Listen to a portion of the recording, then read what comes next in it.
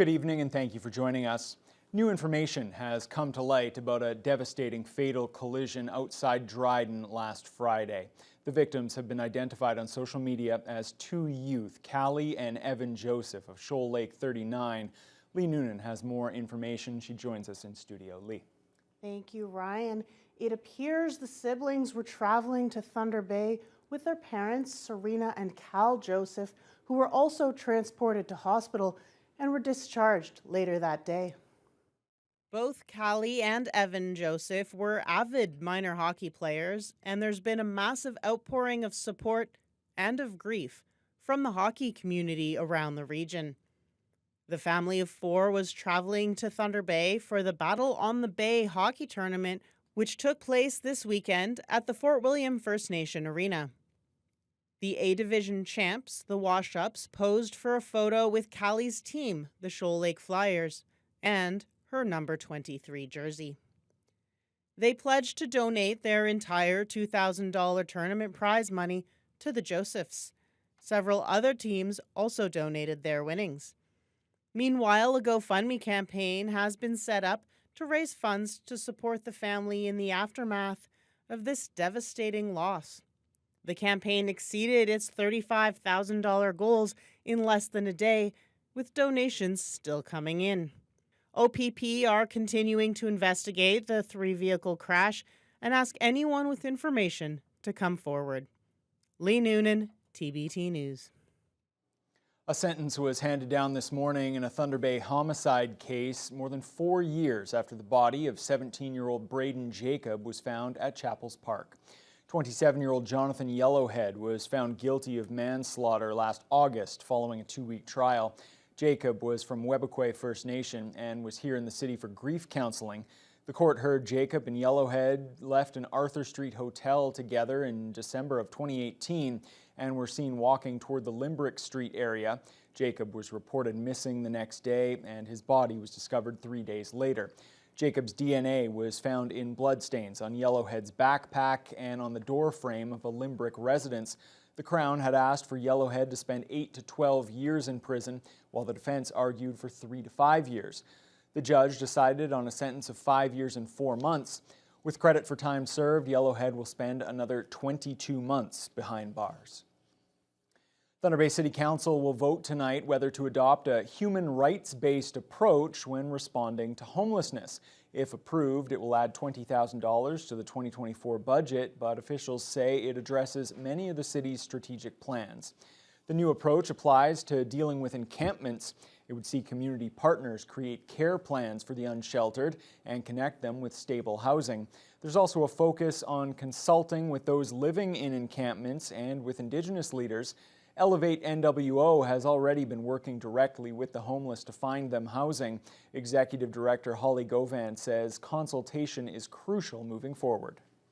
This issue is disproportionately impacting Indigenous people. And so for us to go out and to make big, grandiose plans without proper consultation is to set things up to fail, and most importantly, to set those people who we're trying to serve up to fail. And so I was really encouraged to see that language was front and center in this report. Also tonight, Council will receive a first quarter budget variance update. The memo mentions a $500,000 estimated deficit equal to 0.2% of the total city budget.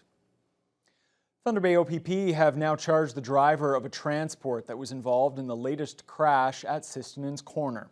It happened around 3:20 yesterday afternoon between a van and the transport. The collision forced the closure of the notorious intersection for several hours. Eyewitnesses say the transport went through the stop sign at the end of Highway 102 and struck the van, which was heading westbound along Highway 1117.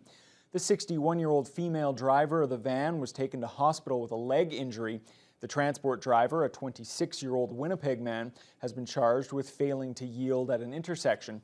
This is the fourth such incident at Sistonen's Corner in the past 2 years.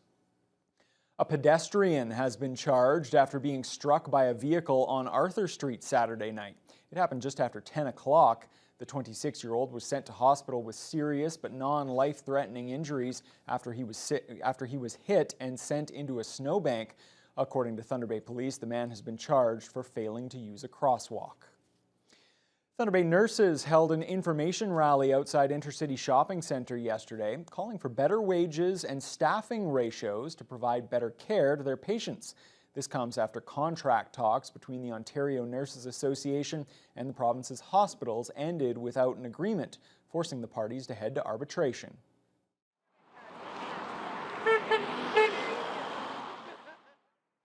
This local rally was one of many across Ontario. The nurses were out looking for support for approximately 60,000 hospital sector registered nurses and healthcare professionals in the province. The group also had petitions in hand outlining what they believe will improve staffing ratios and ultimately patient care. That includes better working conditions and compensation to retain current nurses and coax others who have left back into the field. On ONA Local 73 Bargaining Unit President Donna Wheel says it was great to see so many local nurses come out. She hopes community members will voice their support as well. It's great. When nurses come together, we're really usually not outside voice kind of people, and the times have become so much that nurses are now becoming more vocal in Thunder Bay. I hope they think that nurses are there as patient advocates, that we want the best care for Thunder Bay residents, and that we know that there is a need for the government not to privatize healthcare, and that they start to think about these matters so that they actually put their voices out as well.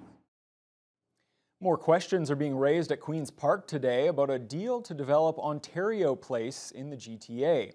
The government announced last week it plans to move the Science Centre to the site and allow a company to operate a spa on the waterfront property. Siobhan Morris has the latest details. The government wants to return Ontario Place to glory. In that comeback plan is a controversial spa. The contract with the operator of that spa will reportedly stretch for 95 years. A number of the co-chair of a group pushing to maintain public access to Ontario Place is stunned by.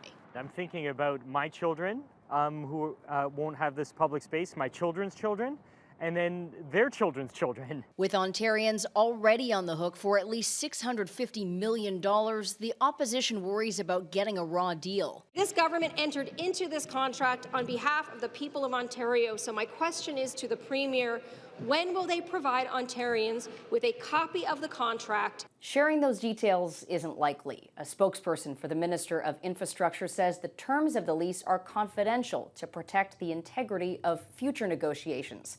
They insist this will help the government get the best deal for taxpayers. Our tenants will be contributing $500 million of injection to the site to bring it back to life, and they will also be contributing to annual maintenance and repair costs, which has not happened before. Norm DePasquale thought the government would have learned from the 1999 sell-off of Highway 407.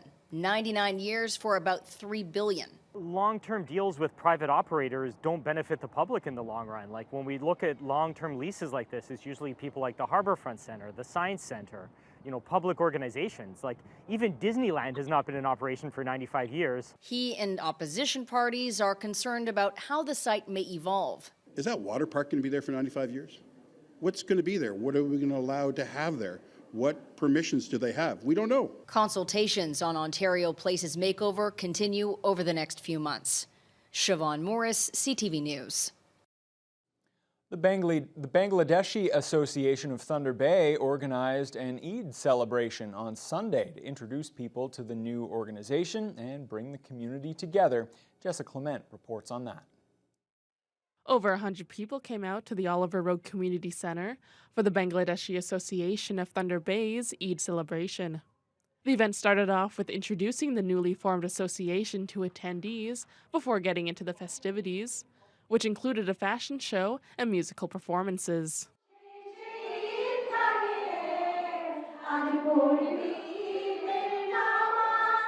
This is the first time the group has hosted the celebration through their association. An event coordinator, Nahid Annie, says she's excited they're able to gather the community together for a celebration like Eid. This was a dream of mine for a long time. It's been on and off 17 years I've been living in Thunder Bay, and so that's how long it is. So I'm pretty excited to have this association growing. Our community is growing as well, so I'm pretty excited. Eid al-Fitr is one of the biggest holidays in the Muslim community, which Association Vice President MD Nawaz says marks the end of a month-long dawn to sunset fast. We follow the lunar year. So you have, after fasting 1 month continuously, this festival comes up. So we enjoy this very much. This is one of the most important festival in Bangladesh.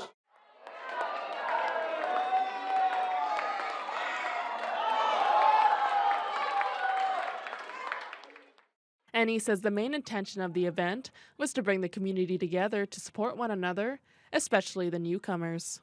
Association President Asanul Habib says their community is growing. This community is developing to become a more like a bigger communities, and that's why we are planning and we are preparing for it, so that as the more people come and join in Thunder Bay, and then we are properly structured and we are properly, and it can also help other people to join us. More information about the Bangladeshi Association of Thunder Bay can be found on their Facebook page.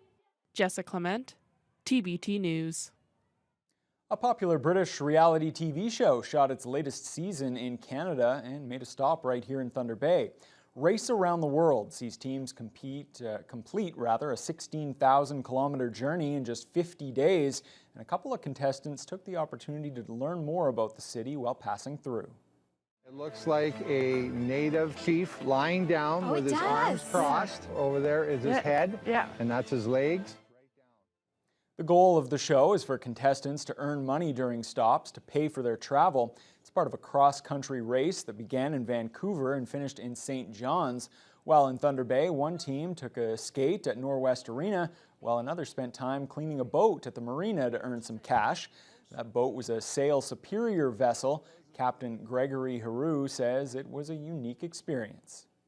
I'm getting my boat cleaned and I'm on British television. That's a great thing for Sail Superior and for the city of Thunder Bay and all the people who might travel through this area or seen a bit of that show.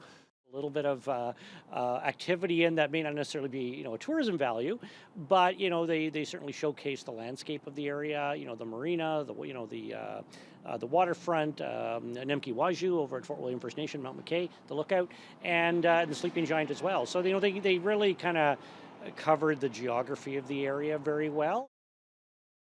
While in the region, one team also made a stop in Kenora to renovate a lakeside property. Well, a Thunder Bay woman reached a milestone that not many of us will be able to achieve in our lifetimes. Florence Pampu just celebrated her 100th birthday this past weekend. The party was held at the North End Community Center and had Pampu reminiscing about a century's worth of memories and experiences. The day was filled with birthday wishes for the newly minted centenarian as family members and friends dropped by throughout the afternoon. Pampu says she was thrilled to see so many people come out to celebrate her birthday. It feels great, yeah. I mean, you don't realize you have so many friends still. Yeah, they come. It's really nice to have everybody here right now celebrating my mom's 100th birthday. It's not just my mom, my sister along, and all of our relatives have really made a big effort to come and celebrate our mother, our grandmother, our great-grandmother. We're all here to celebrate her birthday, and it's an awesome day for all of us. Now, there was also a special visitor at the party as Mayor Ken Boshkoff dropped by to wish her a happy 100th birthday. And those sentiments are echoed from all of us here at TBT News as well. Happy birthday, Florence. Well, Fiona, let's turn to weather now. Not a bad day out there. It feels like maybe we're seeing some signs of spring. There's an optimistic thought, and it's hard to be optimistic these days because that snow keeps coming. We did have a couple of brief periods of light snow. It's almost more like snow grains falling today. But temperature-wise, the overnight lows are not bad. -2, wind chill of -5, but it's the daytime we're still far and away from what we should be seeing. We should be already into the double digits. Today we topped out at 3 Celsius with winds from the east-northeast, 3 to 16 kilometers per hour. And we're not the only one feeling it. It's very consistent throughout the region. More clouds as you head further west. Fort Frances is currently at a high of 5, but that's as warm as she got. Atikokan and Kenora both at 4, 3 in Dryden and Red Lake. Mostly cloudy skies. Sioux Lookout also on the plus side, but just barely at 2, 3 in Armstrong and Greenstone, also with mostly cloudy skies. Along the North Shore, they're also currently at 3. Sault Ste. Marie, the hot spot, at a whole 6 Celsius under mostly cloudy conditions. Here in the city of Thunder Bay, we will once again slip below the freezing mark. Basically going to be a repeat of last night, doing it again tonight. -2, wind chills of -6 under partly cloudy skies. And as we head into Tuesday, we should be completely out of the line of fire of this system. No more periodic light snow showers. But it is still going to be cooler than normal. We are going to see a repeat of today's temperatures. And don't think that just because Ryan has warm thoughts that that's the end of the snow, because yes, there's a chance that another snowstorm. I'll have more details on that later on in the news hour. Listen, Fiona, you complain when I'm too pessimistic about the weather forecast. Now I try to insert a little optimism into the proceedings. I want realism. I just want realism. Well, I'm holding out hope. Here's hoping. There'll be spring temperatures soon. You heard it here. All right, well, moving on now. Violence rages on in Sudan, and hundreds of Canadians are still trapped in that country. We'll tell you what's being done to bring them home right after the break. We are suffering of lack of food, lack of electricity, lack of water.